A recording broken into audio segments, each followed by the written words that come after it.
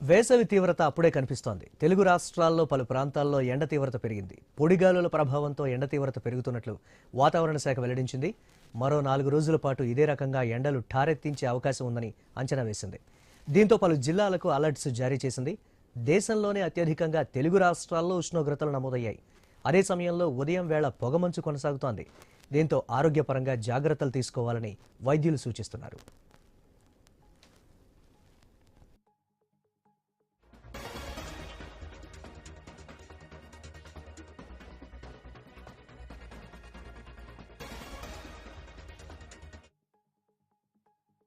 Record ఉష్ణోగ్రతలు రాయలసీమలో ఎండ తీవ్రత పెరిగింది. పలు ప్రాంతాల్లో ఎండ ఠారెత్తించింది. సీమతో పాటు కోస్తాలోను పలు జిల్లాల్లో ఉదయం నుంచి సాయంత్రం వరకు ఎండ తీవ్రతతో వాతావరణం వేడెక్కుతోంది.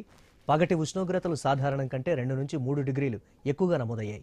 దేశంలో అత్యధిక ఉష్ణోగ్రత కర్నూలులో నమోదైంది. కోస్తాలో పలు ప్రాంతాల్లో ఉదయం పూట పొగమంచు కురిసింది. శివారు ప్రాంతాలు, ఏజెన్సీలో రాత్రిపూట చలి తీవ్రత కొనసాగింది. అల్లూరి సీతారామరాజు జిల్లా కుంతలంలో 9 డిగ్రీల కనిష్ట ఉష్ణోగ్రత నమోదైంది.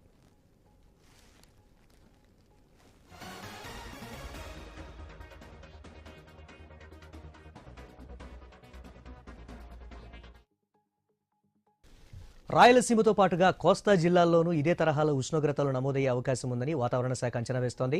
రానున్న 24 గంటల్లో కోస్తాలో అక్కడక్కడా పొగమంచు కురుస్తోందని, కోస్తా, రాయలసీమలో పగటి ఉష్ణోగ్రతలు సాధారణం కంటే 2 నుంచి 4 డిగ్రీలు ఎక్కువగా నమోదవుతాయని వాతావరణ శాఖ తెలిపింది. వచ్చే నెల మార్చి 15 నుంచి ఉష్ణోగ్రతలు భారీగా పెరుగుతాయని వాతావరణ శాఖ అధికారులు వెల్లడించారు.